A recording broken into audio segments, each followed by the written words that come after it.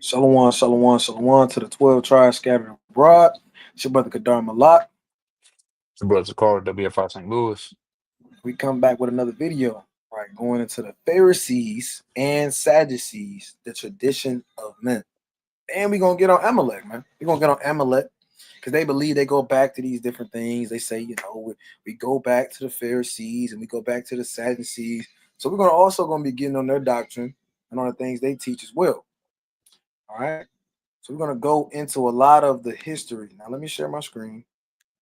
Let's pull up a real quick preset. Share my screen. Let's get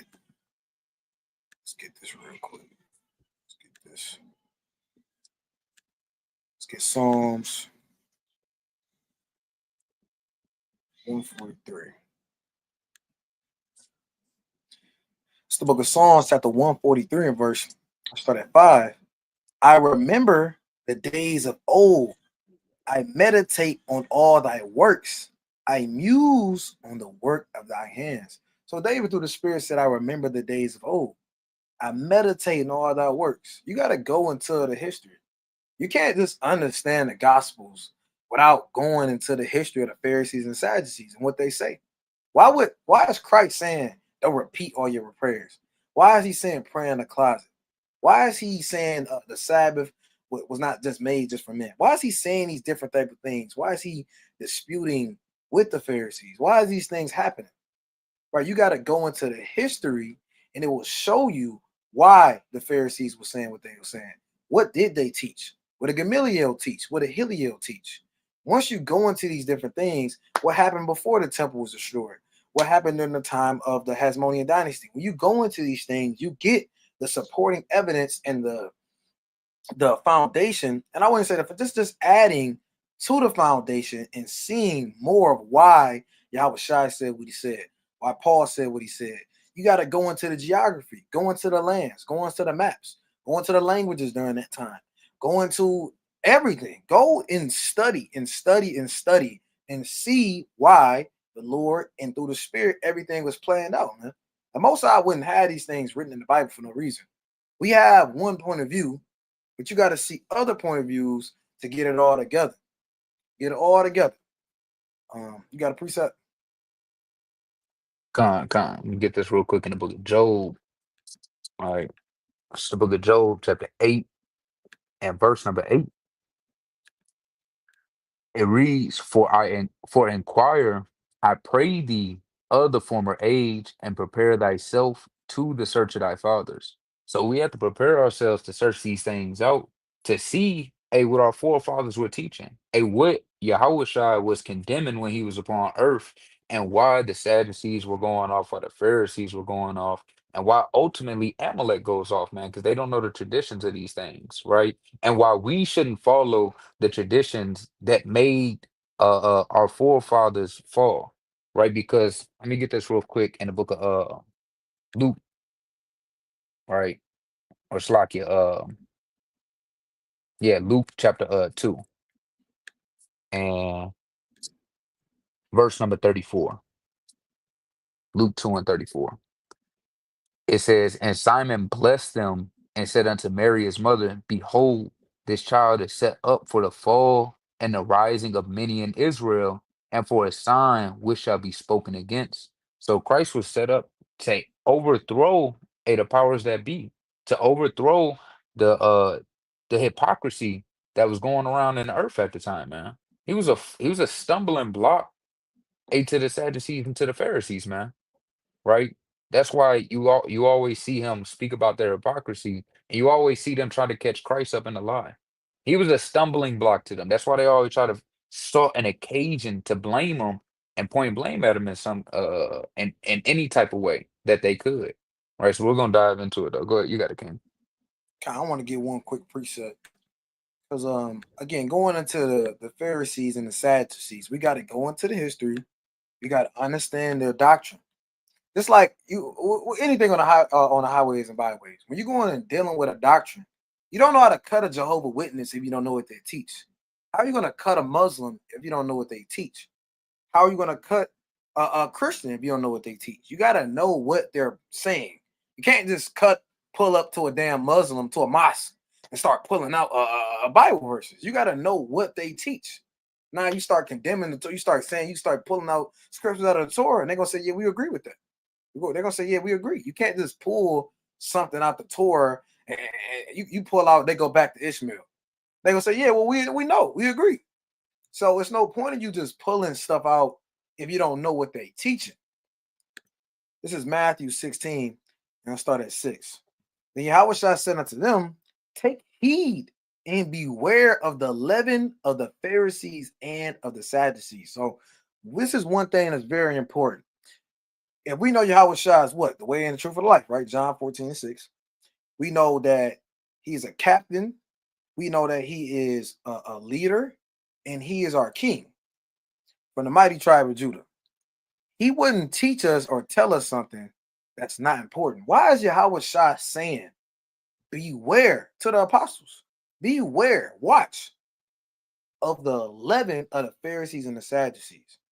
Watch those guys. Observe them. See what they do. Okay. You got to observe these people. Okay. And I want to get this real quick in Matthew 23.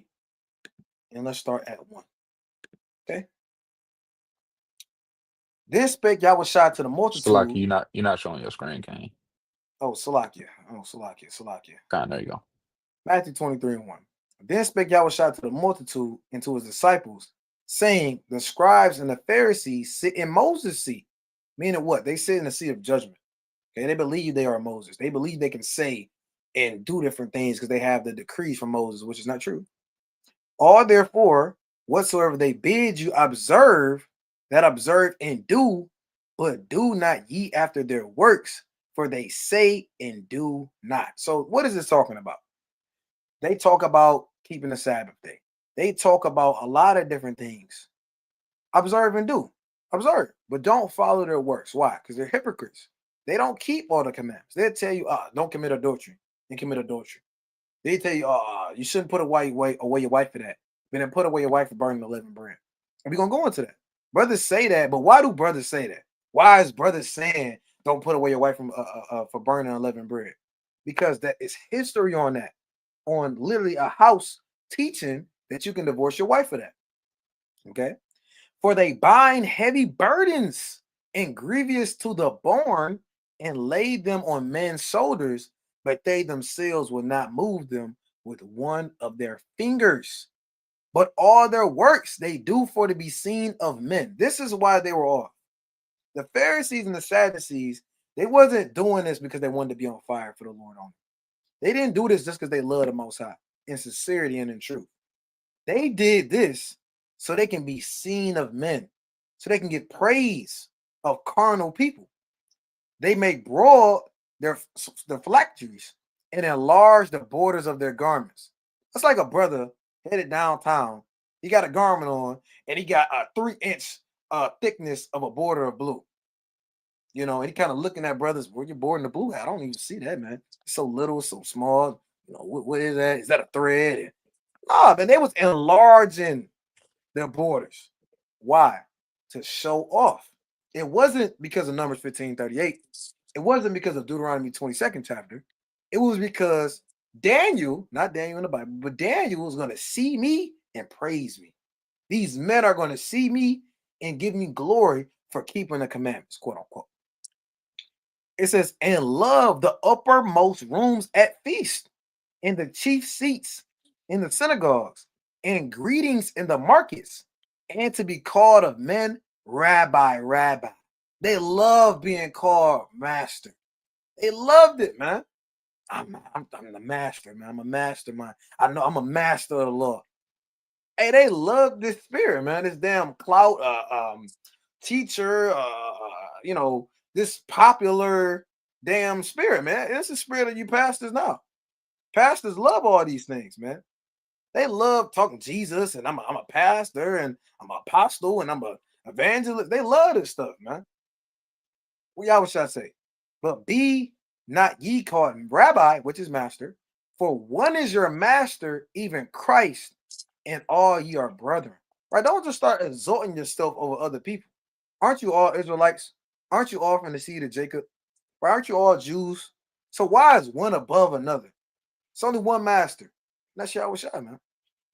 Right? So I'm gonna dive into this. You got anything? Let me dive into this real quick. Hey, real quick, I got a few quick points on that Matthew real quick. Mhm. All right. Going back to it in Matthew 23 and verse number 5, right? It says, "But all their works they do for to be seen of men." Right. And I want to grab Ecclesiastes real quick, chapter 1 and verse 9. Because again, this ain't a new thing upon the earth. This was happening before Christ. This was happening during the time of Christ, and it's happening now. Right? You see these cycles repeating like a ring, man. It's like judgment. These things are always happening upon the earth because we've always been wicked. You always had people going off throughout the scriptures, man. Right? This is Ecclesiastes chapter 1 and verse 9.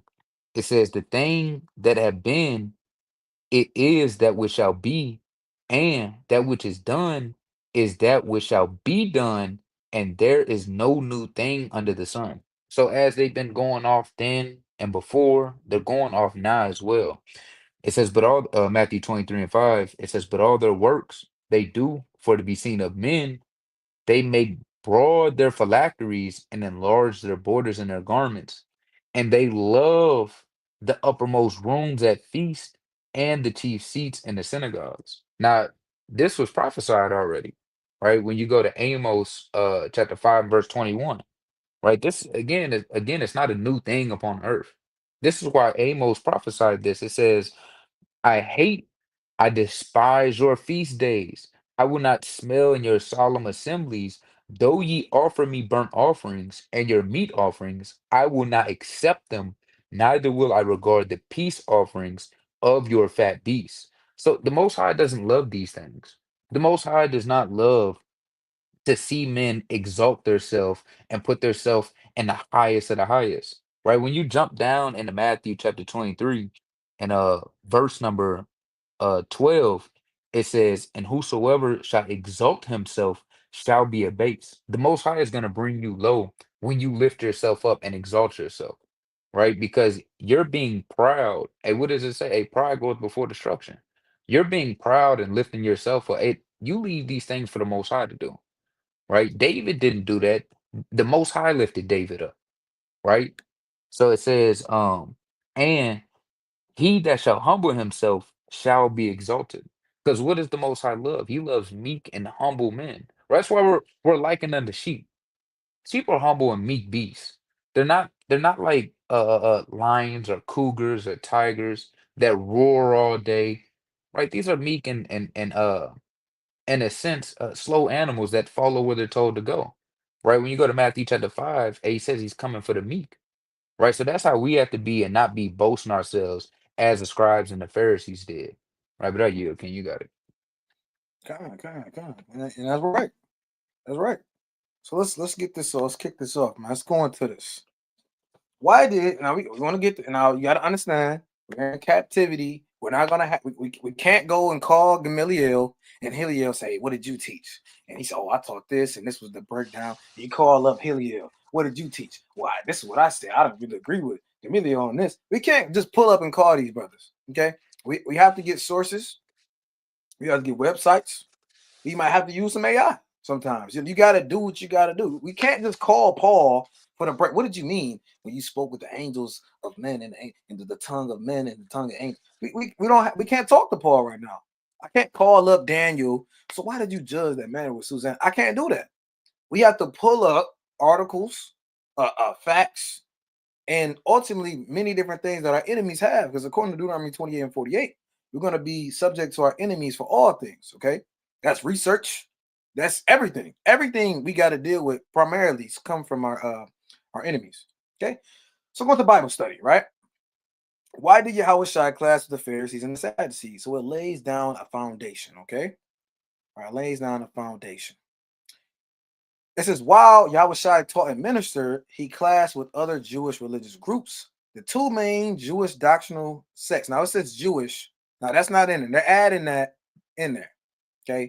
Ish is the like of something. If I say you're boyish, you know, you ever seen a girl, she's tomboyish, right? A child, see a grown man, you act childish. It's like something. You can't be like something if you are something.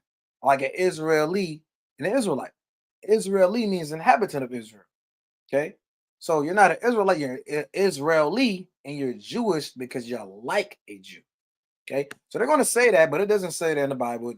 Nowhere says Jewish, but ultimately the Jews. Okay, doctrinal sects, the Pharisees and the Sadducees continually challenge Christ and his followers, and that's true. These two sect names seem foreign to us today, but we might relate to them if we use denominational terms: Baptist, Pentecost, Episcopalian, etc., etc. So that's going to Christianity, but nevertheless, you have two, Israelites and two sects of Israelites who have different understandings, but they also believe in the Torah. They believe in the Most High, but they have their own interpretations. Okay, the Pharisees emerged during the Second Temple period, around the 2nd century BC, as a group dedicated to strict adherence to the Torah, the Old Testament first 5 books, and the oral traditions developed to support the Mosaic system. They believed in the importance of both the written and oral laws, which they argued had been passed down from Moses. Not That's completely not in there. There's no extra words that the Lord didn't want us to have. That's not in the first 5 books.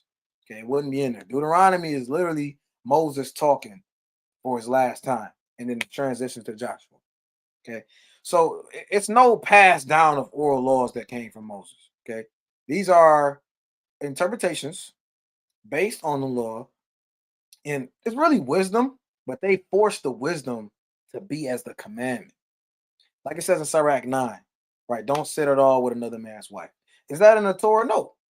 But I can't tell a brother, if you sit next to a brother wife, you're in sin immediately. Now we know these things are going to lead to sin. That's what we tell brothers and we admonish brothers. But ultimately, it's not a sin verbatim. They would teach you, if you go against the oral traditions, you're in sin. You're breaking that because that came from Moses. So this is what their stance is. Okay, the oral and the Torah. In context, it's like, yeah, I'm gonna keep reading. Yeah, I read that. Yeah. In context, the Jews believe the Babylonian exiles stem from their disobedience to the law. The Persians allowed them to return, but the Jews then fell under Greek and later Roman rule. Patriarchal legalism attempted to keep the Jews from another exile. They also believed that obedience to God could lead to their freedom and eventually their self-government again. So this is why, in their heart of hearts, supposedly, they were doing this supposedly in sincerity to the Most High, so they can lead them out of freedom. Sorry, they can lead them to freedom. Sorry, and get them back to their own government, get them back to their own land.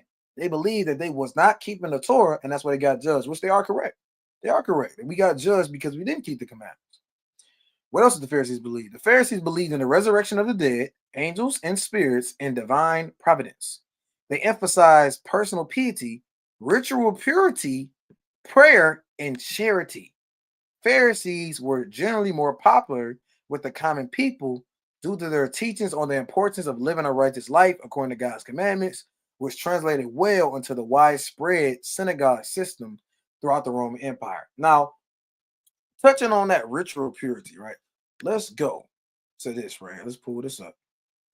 All right, let's pull up this, okay? So we have Matthew 15 and 2, okay?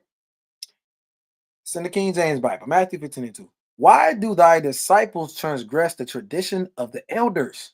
For they wash not their hands when they eat bread. This is a tradition, okay? They said transgress. People know now, look, 1 John 3 and 4 says what? You are only in transgression when you what? Break the law. They're telling you how it's shy, your disciples transgress the temple of the the tradition of the elders. They're not in transgression. Okay, they're not in transgression of sin according to the law. But again, this is what they believe that came from Moses. So they are believing that Yahweh Shai and his disciples are in sin because they're not washing their hands. Okay, let's give a little more of a synopsis on this or analysis. The Pharisees were known for their pious practices. However, sometimes it seems their whole sanctity consisted in outward practices. This is all outward. They was dealing with being very, very clean on the flesh, on the skin, on your damn body, such as frequent washings before their meals. Even when they were taking their food, it was for this reason, according to John 2 and 6, that at the wedding, 6 water pots were present for these purificatory purposes. They were frequently washed their cups and basins and even their beds and tables. See Mark 7 and 4. They were thus careful for fear of the vessels, for fear the vessels being polluted should contaminate those who ate out of them. However, this was done out of custom, since the law prescribed nothing of the sort. So this is literally a tradition.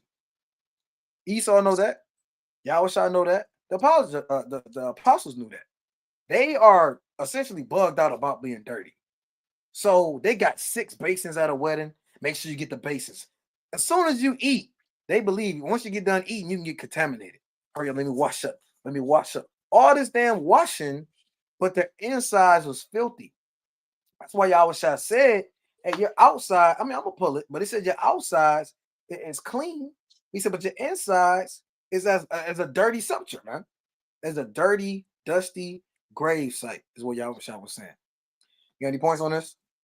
Con. Yeah, let's get Romans, right, chapter 8 and verse number 5. Yeah, that's right, man. And really it boils down to the people burdening the law so much and not being spiritual, right? These were not spiritual men whatsoever. They had no spiritual discernment. It was just it's black and white. This is what it said, and that's it. And that's why Yahushua confounded them a lot because they weren't even using common sense. They were taking all logic, all reason, and all spirituality out of the law, right? Actually, let me get Romans chapter 7 and verse number 14 real quick first. All right, Romans 7 and 14. It says, "For we know that the law is spiritual, but I am carnal, sold understanding." So we know that the things that are in here is spiritual. The law is spiritual, right? All throughout the Old Testament, when you look at the law, it's twofold to that, which is you can look at these things very spiritual, man. Right? That's why, like the brother said, in Sirach, I believe that's 8 and 8, where it says, "Don't sit at home with another man's wife," or it could be 9, right? That's spiritual because what's it going to lead you to do? It's going to lead you to going the hell off. So don't sit with another man's wife. That's plain, right? That's why Christ said, if you look at a woman in lust, you have already committed adultery. Because what do you think that's going to lead to? It's going to lead to adultery, right? And these carnal Pharisees, they didn't understand that. So, all right, so let's go to the book of Romans, chapter 8, and verse number 5. It says, "For they that are after the flesh do mind the things of the flesh, but they that are after the spirit, the things of the spirit." And that's why Paul's letters are so confusing to a lot of people. Because you had to come behind these damn Pharisees and Sadducees and do a lot of cleanup work. They had to do a lot of cleanup work on the carnalness of these people. So when they would go to these churches, here come the Sadducees and the Pharisees following right behind, teaching the law and death and sin and death of the law, which was done away with, right? It says, "For to be carnally minded is death, but to be spiritually minded is life and peace." Because you know that you can't keep all the laws perfectly. So you have to be spiritually minded. That's going to bring you peace, having that grace through Mashiach Yahushua, right? And let's go. Matthew chapter 23 really touches on all the hypocrisy of the Pharisees. And you just read this whole chapter, and Christ is breaking down everything about the Pharisees, right? Bit by bit, point by point, right? This is Matthew chapter 23 and verse number 25, right? It says, "Woe unto you, scribes and Pharisees and hypocrites, for you make clean the outside of the cup and the platter, but within are full of extortion and excess." Right? So these these Pharisees, they were harping so much on carnal things, on carnal cleaning, but wasn't worrying about cleaning their temple up. That's why they didn't even understand when Christ say, The temple shall be destroyed, but it'll be built again in 3 days. They didn't realize that it was talking about your spiritual temple, your body. Again, you can read that all throughout the New Testament, right? All throughout the epistles, these things are very spiritual, talking to carnal men, right? And really condemning them for their carnalness and placing burdens upon men for being carnal and flat out hypocrites. Like the brother said, they tell you don't commit adultery, you go murder somebody. You let somebody die because it's a Sabbath and they damn bones, they bone is sticking out their arm. You say, well, can't do any healing on the Sabbath. And you just let the brother die. You let him bleed out to death. That's what they would do. You couldn't walk a certain distance on the Sabbath day. Or you get stoned to death, man. Right? So these people were very, very carnal. So they're doing all this outward appearance, but again, their inwards is very filthy and is defiled and it's filled with all manner of wickedness and guile and appearing to be clean to men, but again, on the inside and the things that they do behind closed doors, it's very wicked and defiled. Without you. Yeah. So and it's the spirit because I was gonna pull this too. Matthew 23 and 20. I'm gonna start at 26. Thou blind Pharisee. Why is it saying he's blind? Right? He can't see past carnal things. Most I even said that in First Corinthians, the second chapter. Right? Let's get there real quick. First Corinthians, the second chapter. Why is he saying you're blind? That always go over. A lot of things Yahweh said will go over people's head. Why is he blind? He's not blind. Can thou say he can see it? What you don't understand. You don't know. He can see. Of course, he's not saying he's literally physically blind. Okay, this is First Corinthians chapter 2, and let's start at 14. But the natural man, this is not a compliment to be called a natural. What's a natural man? Esau. He does anything of his instincts. He does whatever comes to his first mind. He has intrusive thoughts. Right? That's a Beast. natural man. Beast. Anything you just feel, you do. That's a natural man. Low level, carnal, fleshly, earthly being. That's a natural man. Receive of not the things of the Spirit of God, for they are foolishness unto him. Neither can he know them because they are spiritually discerned. This is what that means. He's blind. It's not saying, oh, he's physically can't see, his eye fell out. No, it's saying he can't see the spiritual things. He can't understand the spiritual things. So let's go back to Matthew 23 real quick. We're gonna dive more into it. We're gonna dive more. It's a lot, in a compact time. We're gonna dive more into it. Go back to Matthew 23. Go into these cups. So again, imagine you had a wedding. You got your suit and tie. You got your broom, and you got this, according to today's, you got your broom, you got your suit and tie. You got you got the women, and you got the men, and then all your religious brothers, you know, brothers come in with damn 6-pot bulk, big, like in India, they got the big thing with a snake come out and then he start humming a big bowl pot of water. You got 6 of them, and that spirit. Why was it 6? Why was it 6? It could have been 7. It could have been 4. It was 6. 6 pots that they gotta continuously damn wash themselves over and over and over because the food might contaminate them. That's madness, right? Let's bring the pots in, right? Bring the pot. Hold on, don't touch it. I mean, I just know the Pharisees was super over righteous. Imagine if you was unclean. Oh God, they'd stone you. If you got unclean around a Pharisee, man, it might be over for you, right? You kind of smack a bug. Oh, he's wicked. Get the pot. Get the pots. Kind of go get the pots, and you got to wash yourself. And it was probably a crazy time to be alive. They treat Matthew you like 23. swine. Can't Yeah, you touch can them. be looking at like a damn pig. You smack a mosquito, you know, it's all over. They throwing you out the damn. I mean, all hella burger loose, right? Matthew 23 and 26. Thou blind Pharisee, cleanse first that which is within the cup and platter, that the outside of them may be clean also. Woe unto you, scribes and Pharisees, hypocrites! For ye are like unto whited sepulchres. A sepulchre is a grave site. Okay, you're like a clean, perfect, brand new grave site, which indeed appear beautiful outward, but are within full of dead man's bones and all and of all uncleanness. And it's already a big deal. Why do y'all wish I compare y'all to the grave? And then he said, y'all not even a clean grave. Y'all a dirty grave. Even so, ye also outwardly appear righteous unto men, but within ye are full of hypocrisy and iniquity. Okay, so the Lord's not dealing with all this carnal cleansing. Like, you got to get cleansed, and what's wrong with you? Like, that's why Yahweh Shah said what he said. Let's get that real quick in John. Let's go to John. It's like, And, I don't know. and real quick, while you getting that, and hey, in the world, I knew somebody, man, everywhere they went, they had to take a shower.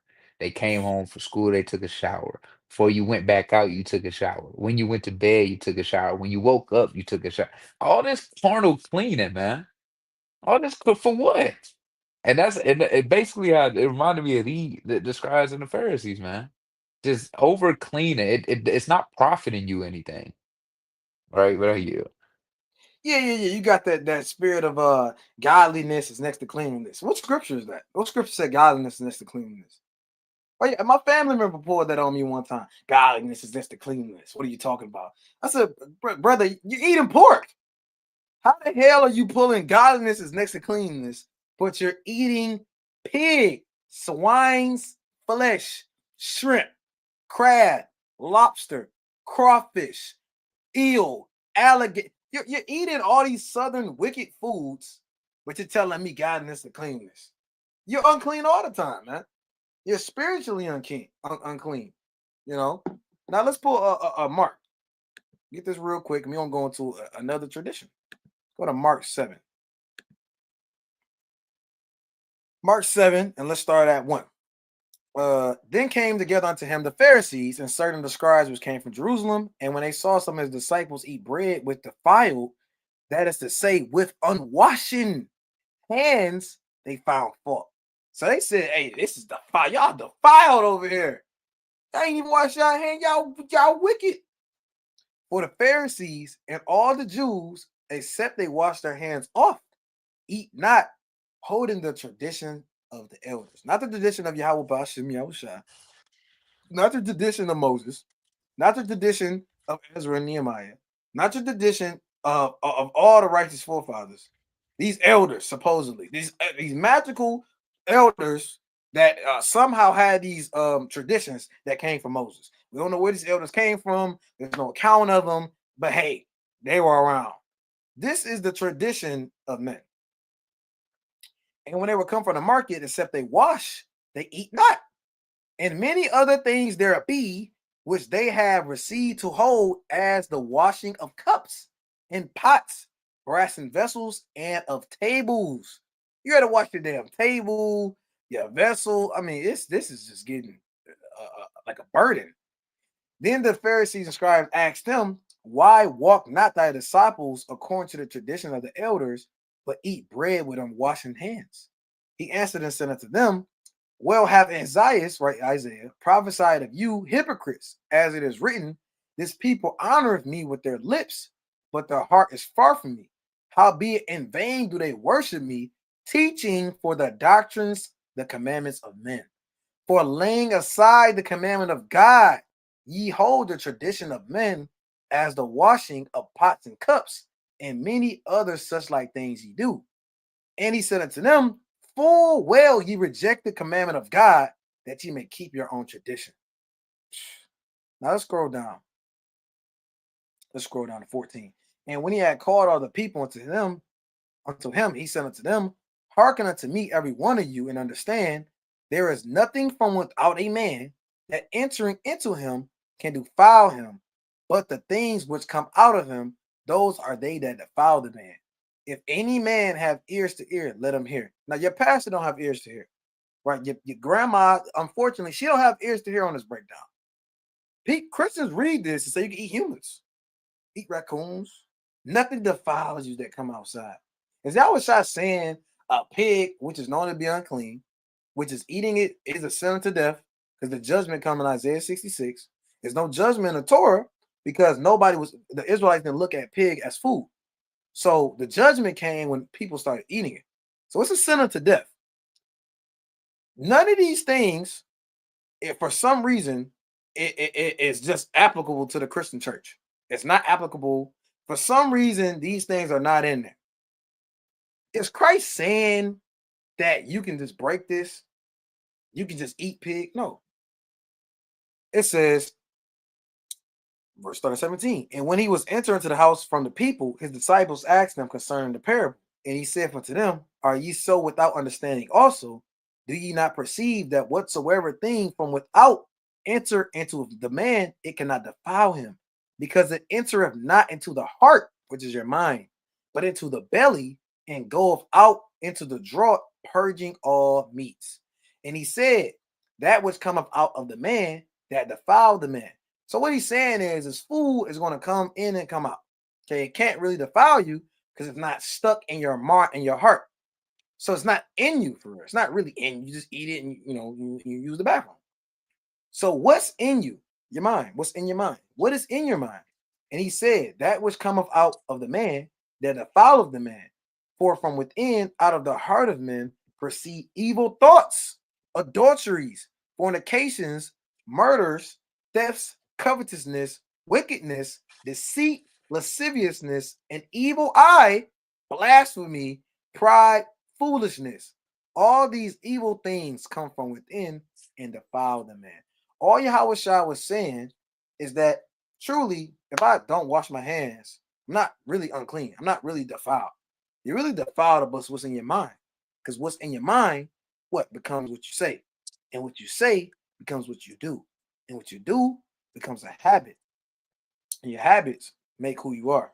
So ultimately, what defiles you is in your mind. Also, obviously, Yahweh Shah knows it's pig. But y'all missing the point trying to make this seem like Christ is saying you can eat whatever you want to eat, which is really he's talking about spiritual things. Okay. So I want to get Hey, back hey, to this. real quick. Can you look up the it's a scene from a scary movie and just look up scary movie 2, My Germs. This is how the Pharisees was looking at Yahshua and his disciples when they when they seen this, man. They seen it like this damn scene.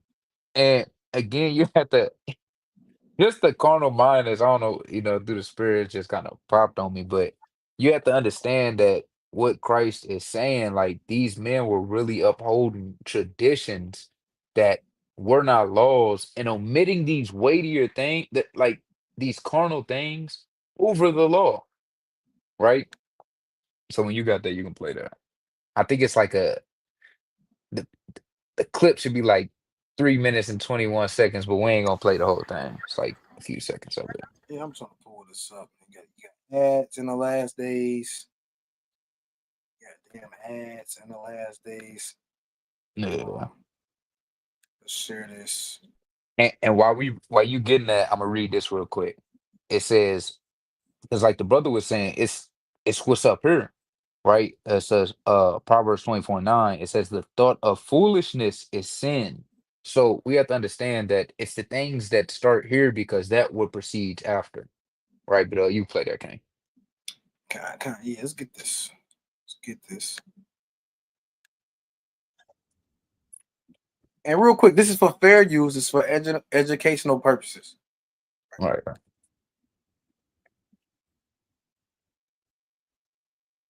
right. Sound coming through on your end? I can hear you. Let me see. Let me I see. don't hear it on my end. Let me see something real quick.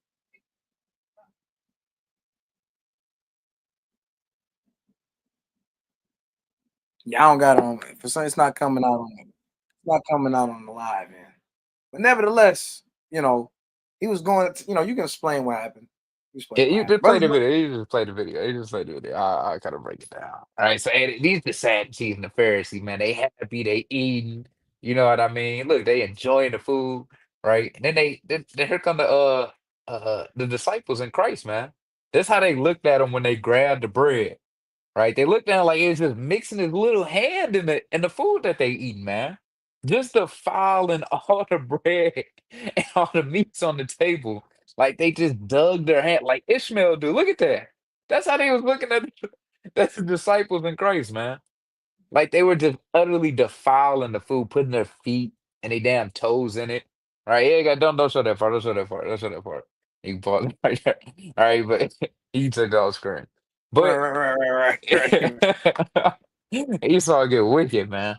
But that's how they was looking at it, right? They was looking at it like they were just doing all abominations to the food. When the brother probably just grabbed a piece of bread and ate it, and they created an uproar. Like the brother said, they probably like when Yahushua had to get little and get out the city because they were trying to stone him. That's damn near what happened on this level. They were so vexed by a man grabbing a piece of bread and eating it because they didn't watch you go over to the basin and scrub your palms. What Esau say? 2 minutes, you wash your hands, you kill Yeah, 99% germs. If you don't do that, you can't eat. That's just right. They got a timer set with the little sand dial where it go down the hourglass. That's how the Pharisees was, man. Just over omitting these traditions over the laws. How you? yeah. I mean, and you know what? It's so many things we can pull. I want to get this on. I want to get this right. Yes, yes. We use Wikipedia. You can't prove to me that I'm pulling the wrong source. You can't say show me where. But you can't call Gamaliel. You can't. You just can't. You can't go talk to the fair. You have to pull up sources.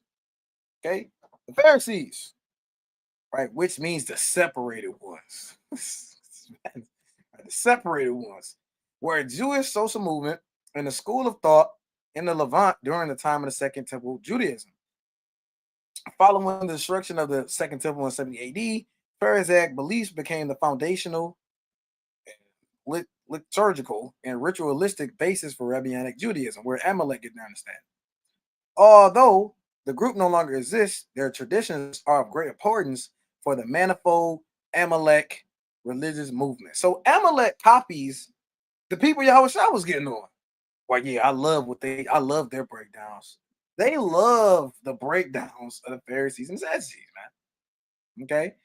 Conflict between the Pharisees and Sadducees took place in the context of much broader and long-standing social and religious conflicts amongst Jews, exacerbated by the Roman conquest. One conflict was cultural between those who favored Hellenization, the Sadducees. So this is why the Sadducees was off.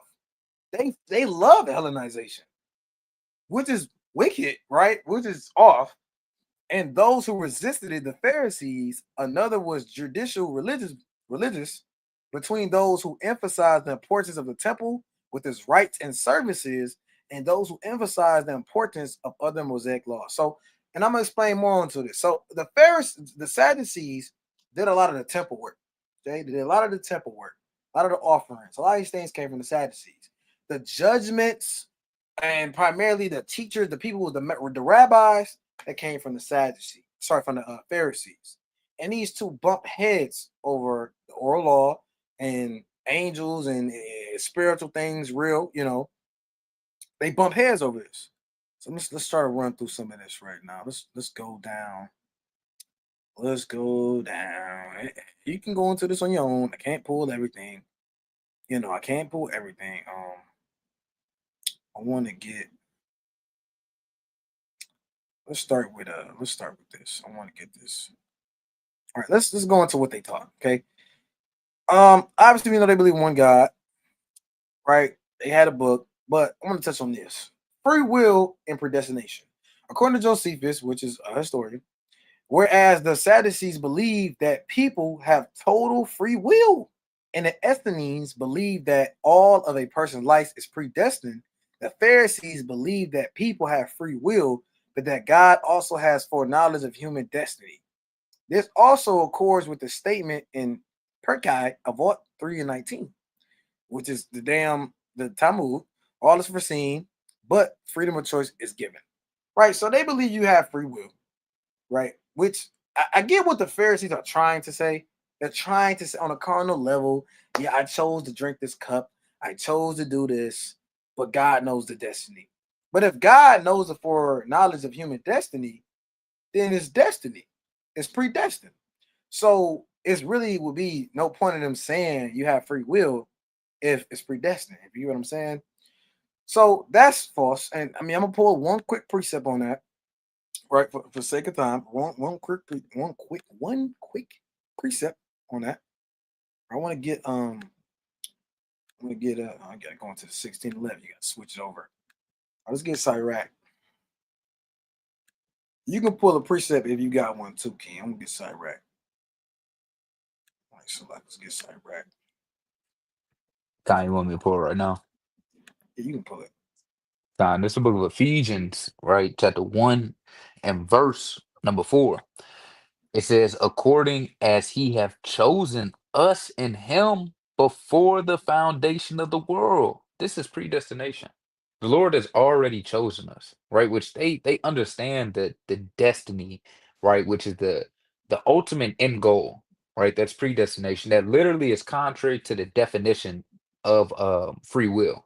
If anything can find you or has an end goal for you, that literally eliminates free will by definition. It says that we should be holy and without blame before Him, having love, having predestinated us unto the adoption of children by Yahweh Shai Mashiach to Himself. So Yahweh Shai Mashiach, He was already predestined to come on the scene. The Lord already knows who's His. He has that remnant, just like He told us, right, in the Book of Kings when Elijah said, "It's only me left." And he said, I have reserved 1,000 that have not bowed a knee to Baal. There's always been a remnant, there's always been an elect, and Yahweh Shai has always been predestined to come on the earth for this specific cause. Right, but are you? God, this Cyrac 18, and that's right. Everything is predestined. This Cyrac 18 and 1. He that liveth forever created all things in general. Talking about the most high.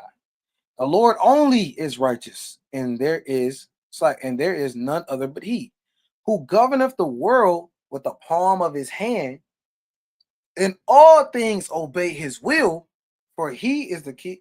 For he is the king of all, by his power. I think it's saying dividing holy things among them from profane. So all things obey Yahweh Ba'ashem Yahweh's will.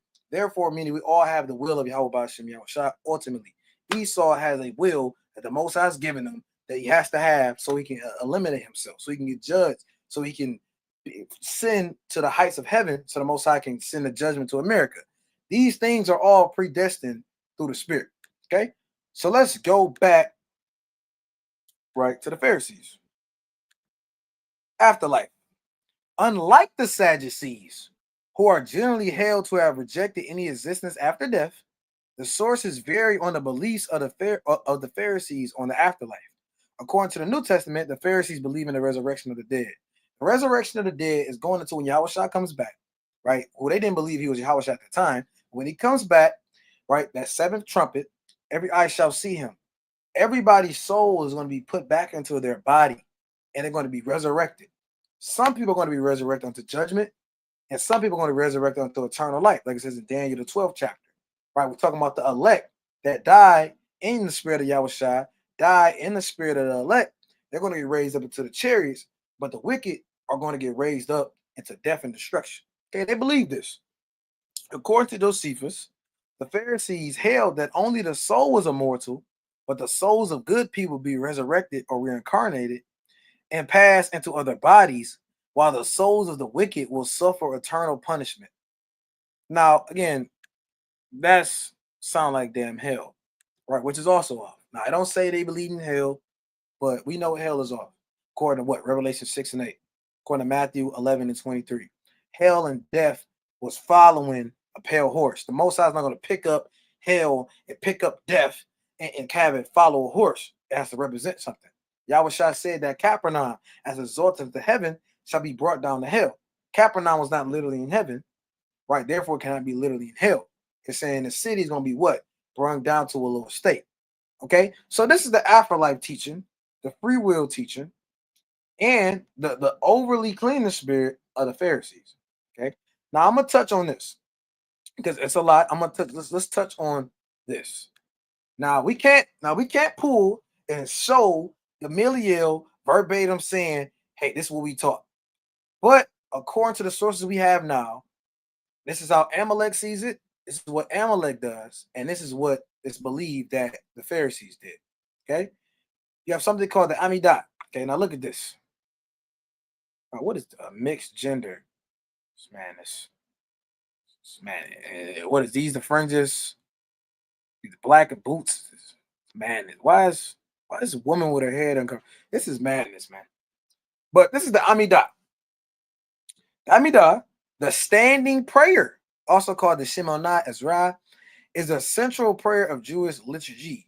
Observant Jews recite the Amidah during each of the three services pray on the weekdays: morning, afternoon, and evening. On Shabbat, which is Shabbath, Rokodesh, right, which is new moon, beginning of the month, and Jewish festivals, a fourth Amidah is recited after the morning Torah reading. Once annually, a fifth Amidah is recited around sunset on Yom Kippur, which is their Day of Atonement. Due to the importance of the Amidah in rabbinic literature, it is simply called the Hate Valah, which is the prayer, right? Which is the prayer. According to the legend, the prayer was composed by the men of the Great Assembly, 515 to 333 BC. So this is where Amalek is saying they came from. However, the fact that the prayer contains next to biblical Hebrew many Messianic terms, leading to the conclusion that it was composed and compiled during the Messianic period, before as well the destruction of the temple. Accordingly, in Judaism, to recite the Amidah it is a mitzvah, the Rabbanan, or in other words, a commandment of rabbinic origin, which is man's knowledge and commandments. Okay, so let's go down the start of this. According to the Talmud, Rabban Gamaliel II, the first leader of the Sanhedrin after the fall of the Second Temple in 70 AD, undertook to codify uniformly the public service. So he got the whole people together to pray, directing Simeon HaPekoli to edit the blessings, probably in the order they had already acquired, and made it a duty incumbent on everyone to recite the prayer 3 times daily. But this does not imply that the blessings were unknown before that date. In other passages, the Amidah is traced to the first wise men or to the Great Assembly in order to reconcile the various assertions of editorship, which is people's adding and editing. The Talmud concludes that the prayers have fallen into disuse and that Gamaliel reinstituted. So they just added to this breakdown. Now, I'm gonna show you, right? This is let's get this. Now you can say, oh, why you using Chat GPT? Why you pulling up Esau's knowledge? Hey, you gotta use these things and not abuse it, okay? This is the Amidah translated, the 18 benedictions that they say that the Pharisees did. Now, again, why am I bringing this up?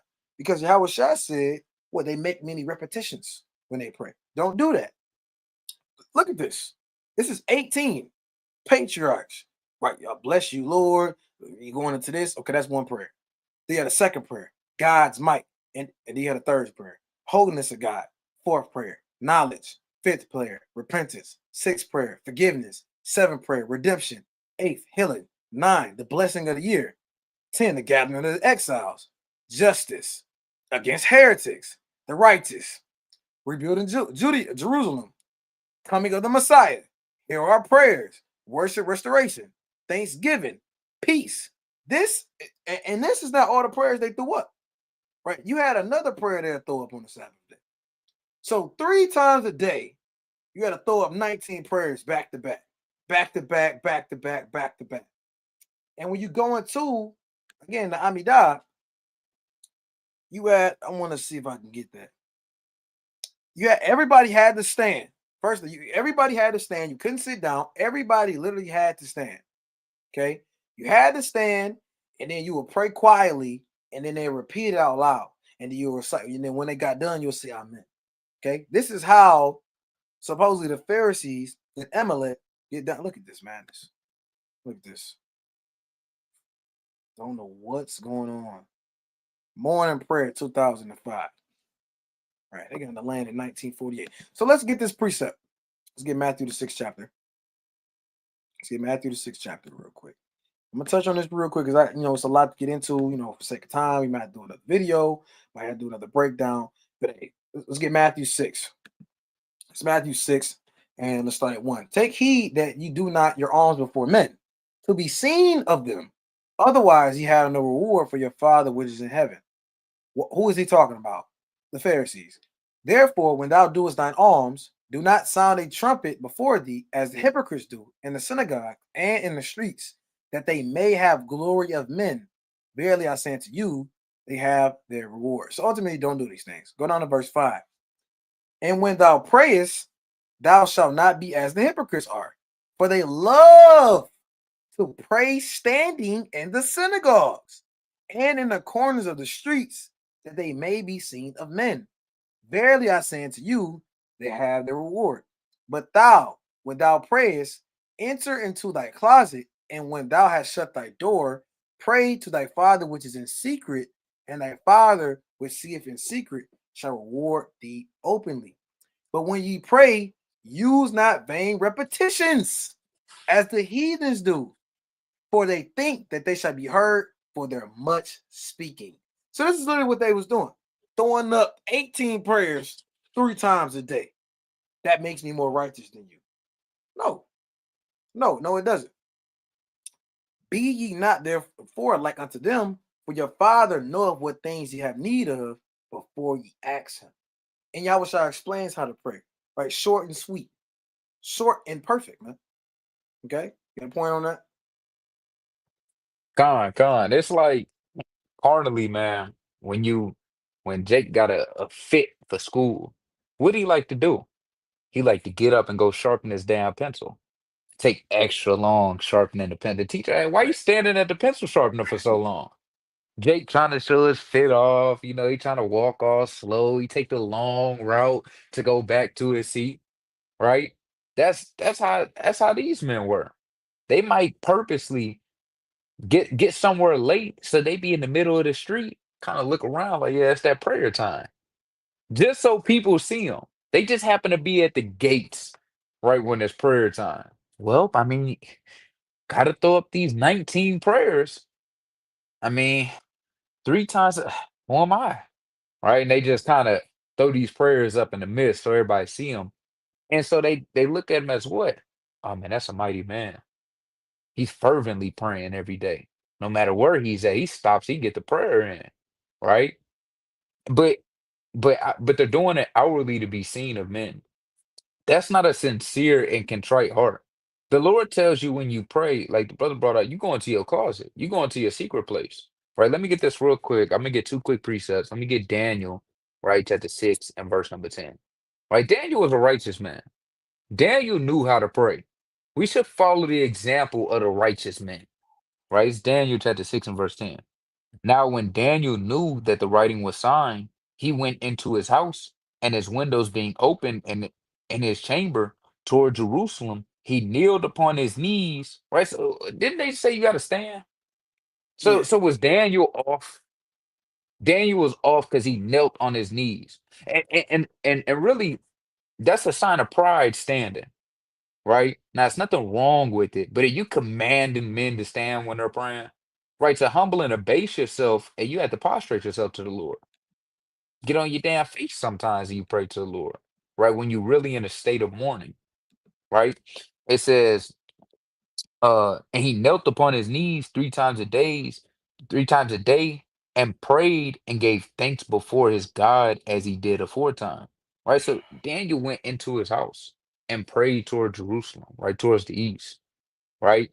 So we have to understand that the traditions that they're doing, again, that's all they are, traditions and things of men. You can't read these things through the scriptures. You can't find where they say you must stand and pray 18 times a day, right? 18 times, 3 times a day. Right? Where does it say Daniel did that at? Where does it say David did that at? Right? They're taking the customs of praying 3 times a day and adding 40 prayers to it to exalt themselves. It's really not even for the Lord, it's carnal, right? Let's go to the book of Sirach, chapter 7 and verse number 14. It says, use not many words in a multitude of elders, right? So on a carnal level, when you go amongst elders, you shut your damn mouth. Right? That's plain, right? And make not much babbling when thou prayest. So how much more the Lord? You don't have to repeat the same prayer 3 times a day, 19 of them 3 times a day. The Lord's not well pleased with that. Where is the sincerity in those prayers? Right? You're just reciting something over and over, right? Hey, sometimes you have to pour out your complaint unto the Lord. How can you do that when you have all these prayers at these certain times you have to make? When do you have time to make pour out your complaint to the Lord? When is that? These prayers probably damn last an hour, man. Right? So you don't want to get caught up in such carnal things and babbling and recitation, right? You want to make these things sincere unto the Lord. How you? Yeah, I'm gonna get this real quick. This Luke 18 and 10 or 9. And he spake this parable unto certain which trusted in themselves that they were righteous and despised the other. You don't want to trust in yourself that you're righteous because you pray 3 times. I pray 18 times, 3 times a day. I'm more righteous. I do more works than you. I got more works than you. I pray more than you. I do more than you. This is their spirit. They trusted that they were righteous. 2 men went up into the temple to pray, the one a Pharisee and the other a publican. The Pharisee stood and prayed thus with himself, God, I thank thee that I am not as other men are, extortioners, unjust, adulterers, or even as this publican. I fast twice in a week. I give tithes of all that I possess. Now, this shows what they do. If you were fasting twice a week, you have the righteousness of a Pharisee. This is what they believe was on the highest level. I fast twice a week. This was a lot in the ancient world. I give tithes of all that I possess. And a publican standing afar off would not lift up so much as his eyes unto heaven, but smote upon his breast, saying, God, me merciful. Yeah, God be to him. God be merciful to me, a sinner. Right? And what's that showing? Humility. Showing that only the Most High gives everything. Be merciful to me. This man is boasting in his works, trusting in his works, and even though all men, drink iniquity like water, like it says in Job, he is putting himself above other men that drink iniquity like water. But they all drink iniquity like water. So I want to move on real quick. Hey, You don't want to read have the that next spirit. verse real quick, King. Read that next verse. Verse 14. Verse Yeah, you're right. 14. I tell you, this man went down to his house justified rather than the other. For everyone that exalteth himself shall be abased, and he that humbleth himself shall be exalted. And that's a big deal. And This is and Israel. real quick, and real quick, didn't it say that if any man should boast, it should be Abraham because of his works? But even he wasn't able to boast. He was a friend of the Lord. Jake just gotta simply humble the hell down. Stop boasting in the things. That's why you see Jake recording when they give alms. That's who the Lord told you not to do that, man. That's probably what the damn Pharisees are doing, telling people about the alms they gave and stuff. That's exactly what he's doing it to the Lord though, saying I fast this much, I give this much, and then he look at his brother and he damn spit on him, man. These Negroes are wicked, flat out. I hear. Yeah, I got a couple more. I got this, and I got one more. We're gonna wrap up. So let's go into the Sadducees a little bit more. The Sadducees were a more aristocratic group. By Yahushua's time, they were closely associated with the temple worship in Jerusalem and held significant power within the Sanhedrin, the Jewish ruling council. The Sadducees accepted only the written Torah and rejected all oral traditions upheld by Pharisees. They did not believe in Jewish supernatural elements, the resurrection, angels, spirits, or an afterlife, even if the Old Testament could support it. Their focus was on maintaining a sacrificial system and temple rituals. Now, we know we can pull 1,000 precepts. You can pull 1,000 precepts in the Torah, talking about angels, talking about spirits. Somehow they didn't believe that, but believed only in the Torah, which is complete madness. They had a carnal, natural, fleshly, instinct, hairy mindset of understanding the Bible, man. The Sadducees, being from the wealthy class, had a closer relationship with the Roman authorities who occupied Judea. They sought to maintain their power and influence by cooperating with the Romans and ensuring their stable positions. Many embraced Hellenization, becoming more like the Greeks and Romans. They could hold administrative or representative representative positions in the government, this often made them more resistant to changes that could disrupt the status quo. So they was into doing more Greek and Roman stuff. They didn't believe in nothing spiritual, but was focused on the sacrifices. Although willing to cooperate with the Romans, the Pharisees were more independent and often critical of the ruling powers. They were more concerned with Jewish everyday life and aimed to make the law applicable to daily life, which sometimes put them at odds with the Sadducees, especially on religious interpretation or practice. Although interactions with the Pharisees and Sadducees was often contentious, there were notable instances where individual Pharisees engaged with Yahushua more positively, either from curiosity, respect, or genuine interest. And it's going to go into Nicodemus. It's going to go into Joseph of Arimathea, or which is, it's going to go into a lot of these stuff. Now, let's go into the Sadducees denied. I mean, we can go into this, the Mark 2. They try to say Yahushua was going off for plucking corn. The Sadducees denied any afterlife, which was central to Yahushua's teaching. He claimed to be from heaven and regularly spoke about the kingdom reward. The Sadducees tried to trap Yahushua with a question about marriage, trying to point out how they viewed the resurrection ridiculous nature. If a person had a series of marriages, who would be their wife is heaven? That's not really what they were saying. Yahushua refuted their understanding at first, saying how marriage doesn't exist in heaven. So we got to get a sense of that. Let's go to this Matthew 23. Okay, That's madness. so you can break it down. Matthew 23. Sorry, Time. Matthew 22. And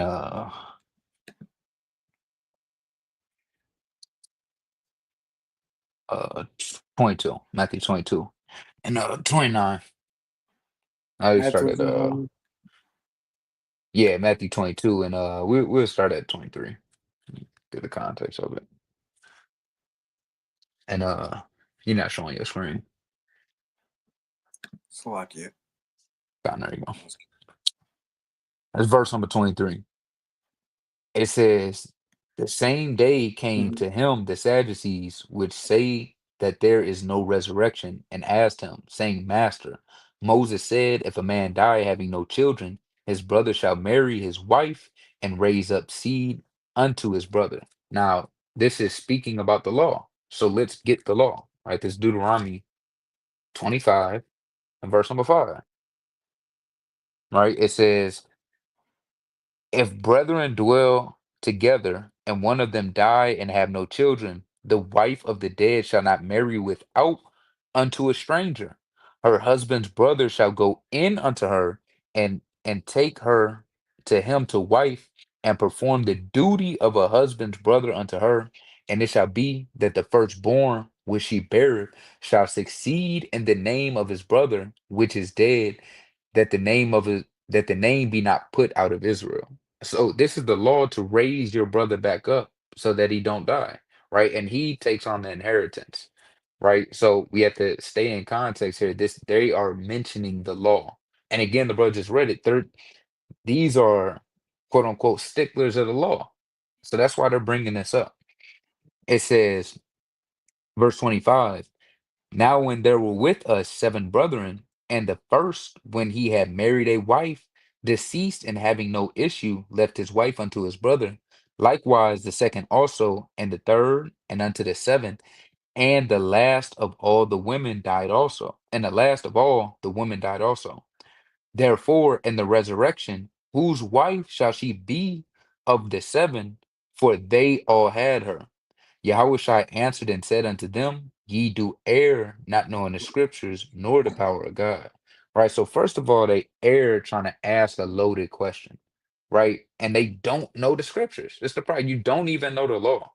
So it says, for in the resurrection, they neither marry nor are given in marriage, but are as the angels of God in heaven. So is this saying that there's no marriage in the kingdom? No, because what's the first commandment ever to be given? It's to be fruitful and multiply, right? That's Genesis 1 and 26.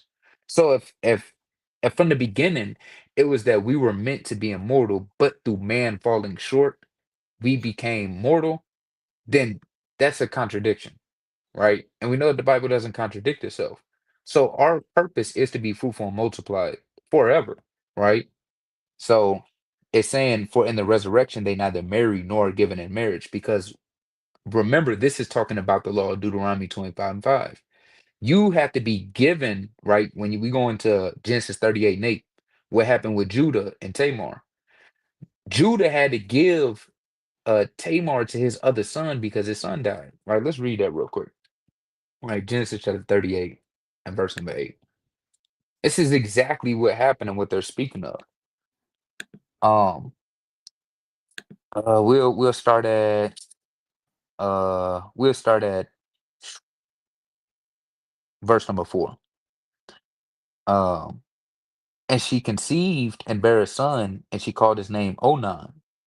And she yet again conceived and bare a son, and called his name Shelah.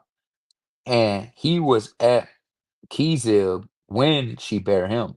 And Judah took a wife for his firstborn, whose name was Tamar. Right. So Judah's firstborn was and he was married to Tamar. And Judah's firstborn, was wicked in the sight of the Lord, and the Lord slew him.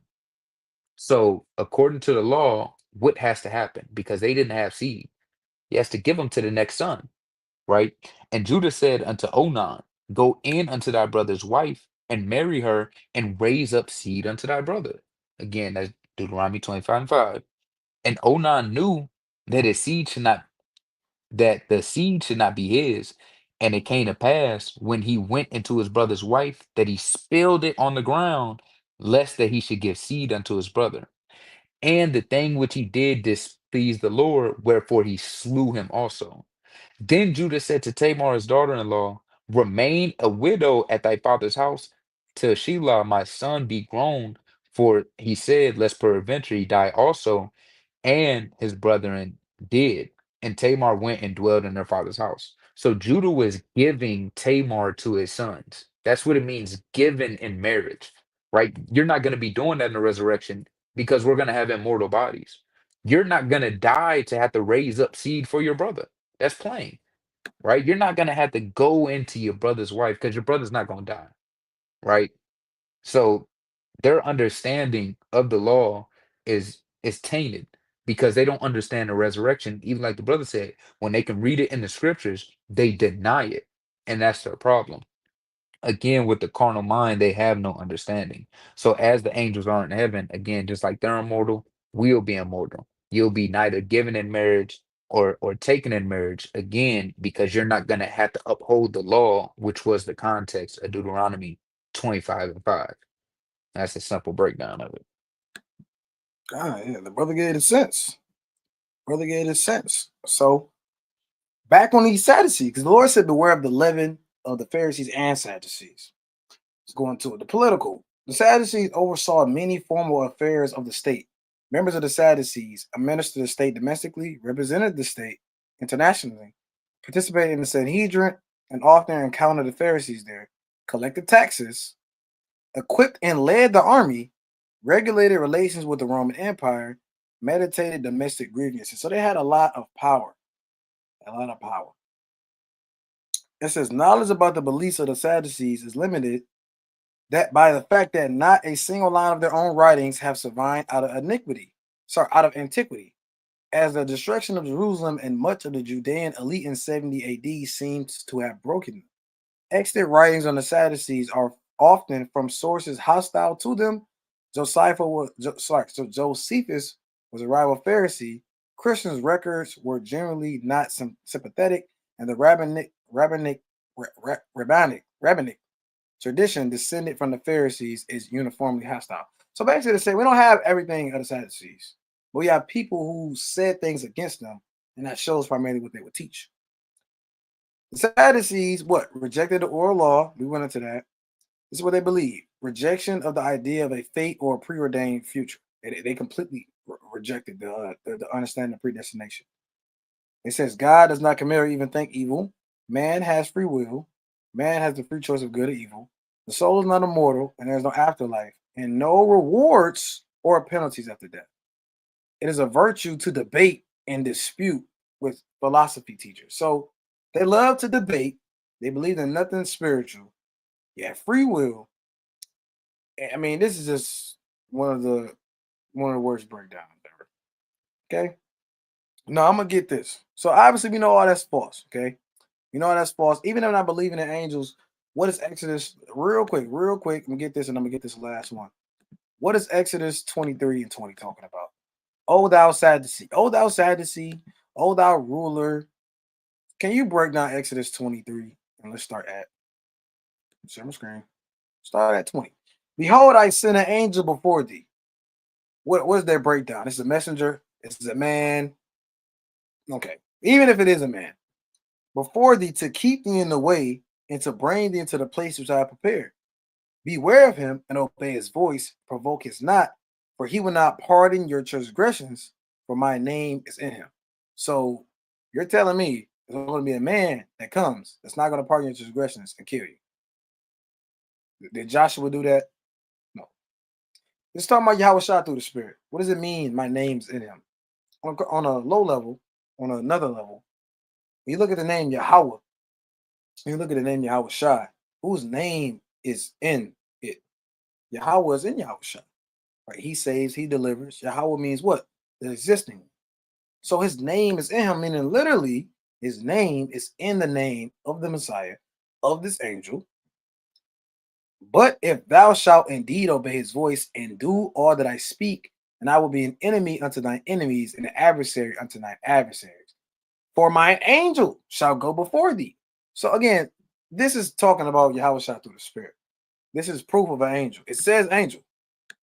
Pharisees will reject that. Okay, so they don't know what's going on. They're carnal. I want to get this last, I want to get this point, this last point, right? So some might say, you know, um, it's like it. Some might say, well, where did wine come from? Or where did wine come from during the Passover? Because in the Torah, it doesn't tell you to drink wine. So according to the understanding, Amalek is saying this came from the tradition of the elders. They believe you had to drink 4 cups of wine during the Passover. The tradition of drinking 4 cups of wine during the Passover Seder originates from the Exodus narrative and symbolizes the 4 expressions of redemption God promised to the Israelites. These expressions are I will bring you out, I will rescue you, I will redeem you, and I will take you as a nation. Each cup represents a different aspect of this liberation and is accompanied by specific blessings and rituals. First one, a kiddush, right? Sanctification. This cup marks the start of the Seder and is associated with a blessing over the wine and sanctification of the day. The Magid. The cup is connected to the telling of the Passover story and the recounting of the plagues of Egypt. The Bekarat Hamazon. This cup is associated with the blessings after the meal, symbolizing redemption and gratitude for God's deliverance. A Haliyah. The final cup is drunk with songs of praise and thanksgiving for the freedom and redemption achieved. These 4 cups are an essential part of the Passover Seder, connecting the participants to the historical event of the Exodus and the promises of God. So they believe that you had to drink 4 cups of wine. Where is that in the Torah? They're adding. They're adding. Now, of course, we drink the wine. Why? Because Yahweh Shai said so. He said, do this often in memory of me. So that's why we drink the wine. But Yahweh Shai didn't say drink 4 cups of wine. Drink six, 7 cups, pull out the basins, and get ready, man. That wasn't something Yahweh Shai taught. That's something that wasn't in the Torah. Therefore, you don't have to take heed into it. You don't have to keep this like it's a commandment. Okay, so this is another tradition that was again pushed and thought that we had to do, which is really just men adding. You got a point? Yeah, I was gonna say, when you look into it, the things that we did were already the spiritual meaning of it. The bitter herbs, the unleavened bread, right? All of these things were already spiritual, right? So for them to go in there and add that, it's asinine, man. They're adding on top of the spiritual meaning that's already there to add their own spiritual meaning. It's like a Jake just trying to sound deep. You just adding stuff to sound deep and sound intellectual. Where did the Lord say that at? Where in the scriptures is wine used for that? Right? They're just twisting stuff just to basically say that I did that. Right? I came up with that. You know how Jake is, man. I invented that. You got that from me. Go ahead. Right, yeah, that's because yo, so you got damn. They said Jesus drank the fourth cup of the Passover, right? The cup of consummation on the cross, fulfilling the Passover ritual, symbolizing the new covenant. Where does it say? Where does it say? Let's look that up. Right, let's go up. Let's see if we can find fourth cup.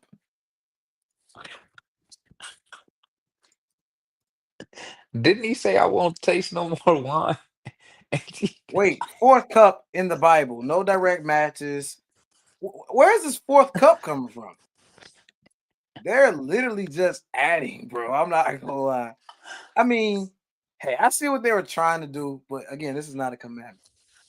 So we went into the Sadducees, we went into the Pharisees, we went into Amalek. It's many more things we can go into, but ultimately, like the Lord said, you got to study and show yourself approved. You got to get into these things.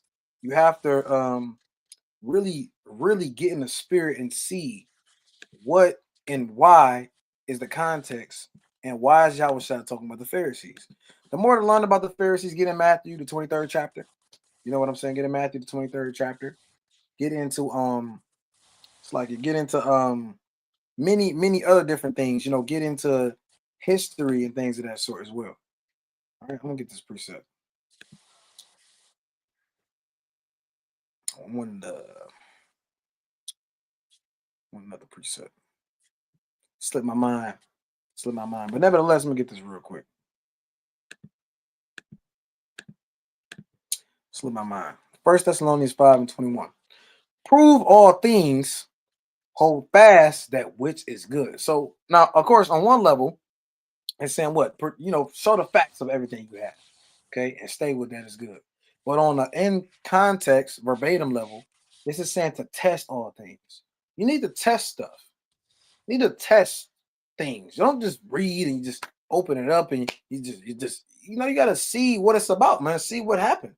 Get into testing things, looking into stuff, and then once you test it, you hold fast that which is good. Abstain from all appearance of evil. So again, this is abstaining from all appearance of evil. Prove all things. Stay in the spirit. Study. Go into the history. Go into the understanding, and see why these things are so. All right, you got a preset. I think he was probably looking for Acts 17 and 11. Yeah, yeah, yeah. Um, I think that's what I was looking for. yeah, we can read it. We can read it. I I feel like I actually got pulled it. it. Yeah, I just read probably read right by it, over it. didn't I? Yeah, yeah, yeah. Yeah, I couldn't see it. God. It's Acts, right, chapter 17 and verse number 11. And it reads, Salakia. These were more noble than those in Thessalonica, in that they received the word with all readiness of mind and searched the scriptures daily whether those things were so. Right? So they received this word with eagerness. They desired even more learning and they wanted to seek out if these things were true. Right? They wanted to seek out what were the truths, what was false, why are these things happening? Same thing that we're doing here today. Likewise, this church was doing, right? And we should take after that. And I'm gonna get Second Timothy, right, chapter 3 and verse number 15 real quick. Because again, we have to study, right? And not for man, but hey, that so no one can gainsay this truth, right? So that we can get our foundation built up, and God forbid you sway from doctrine to doctrine, from New Testament to Old Testament, right? Now you don't believe in it anymore. Now you're back in the damn Christian church. This is what happens when you don't study and you don't build your foundation up. We've seen it time and time again. And God forbid you be a reprobate and backslide because you didn't study, right? This is Second Timothy chapter 3 and verse 15.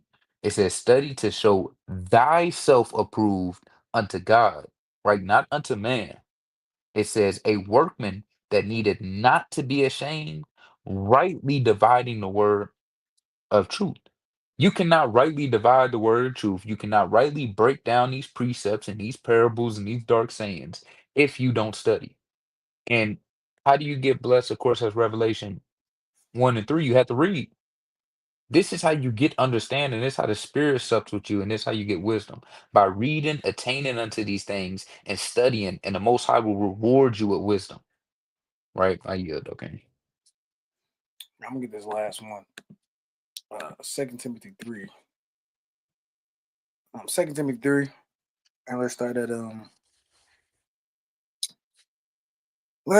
at 18. The Lord grant unto him that he may be find mercy that he may find mercy of the Lord in that day, and in how many things he ministered unto me at Ephesus, thou knowest very well. So, Lord willing, brothers and sisters, find mercy. Ultimately, Lord willing, we can be in the spirit, be the ministers that we need to be, and teach and edify Israel. With that, I want to say Shalom. Kwame Yasha Allah. Shalom. So long.